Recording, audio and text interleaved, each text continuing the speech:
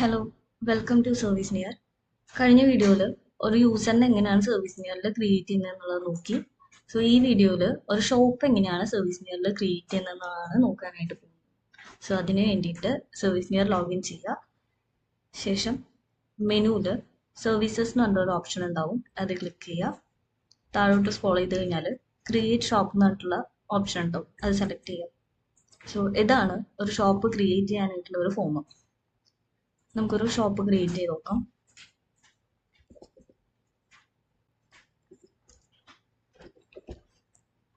Country, phone number കൊടുക്കാം. ഞാൻ ഇവിടെ ഒരു ഡമ്മി നമ്പറാണ് യൂസ് ചെയ്യുന്നത്.